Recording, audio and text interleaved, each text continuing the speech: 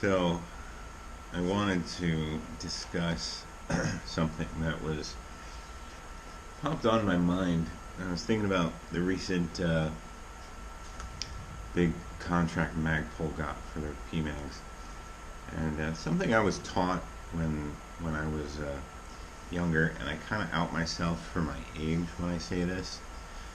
Um, but when I was in the uniform services, we only had aluminum and steel mags. We had a whole bunch of HK416 mags, and then we had just the M416 magazines.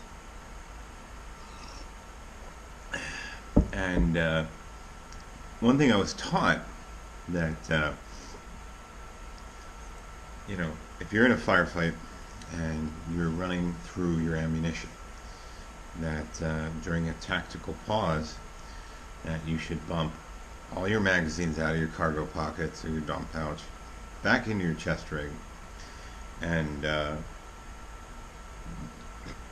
bump all your fullest full left to right, and empty mags right to left. And you should take your empty mags, flip them follower up, place them back into your rig. Reason being, you can look down and quickly dress how many mags you have left, and how many are full, how many are empty, etc. And with the the flared floor plates of the PMags, that wasn't really possible. And so when we finally started getting PMags, I didn't actually adopt them for quite a while. I stuck with aluminum magazines and the HK416 magazines. Reason being is I had trained to do that for so long that it was difficult for me to not. And back then, pouches were sewn to a pretty high tolerance, so a flared floor plate was not going down first in a magazine pouch. So it was largely impossible to do.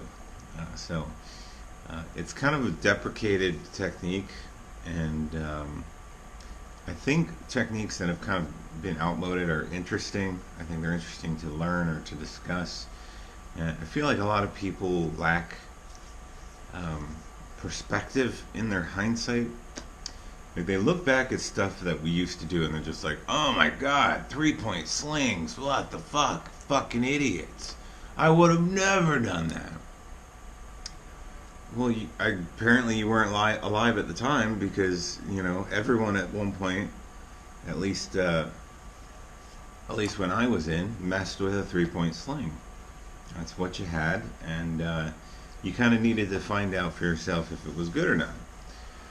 So, I just feel like there's a lack of perspective there to appreciate past techniques. What's potentially good about them? Where was our mindset when we were developing this technique or piece of equipment? And why exactly we moved on from it? Whether it be improvement for the sake of improvement, or if it was an actual deficiency-driven move. Well, we need to stop falling down, so we're going to tie our shoelaces. So, in order for bumping your mags back into your rig like that to work, you need to be in a prolonged engagement, and you need to have probably a full combat load. I'm not sure if it's really worth it if you're only running like 4 magazines. So it really only works, I guess, in certain contexts, but it's a way to manage your fighting load. That was kind of developed from using different types of equipment. So I think it covers everything, and it's just a piece of it's a technique that was in mode when I was in. It's not really is anymore. So to me, I find that stuff interesting. Maybe you will too. I don't know. So I will. I'll talk to you later when I wear more animal-oriented sweaters.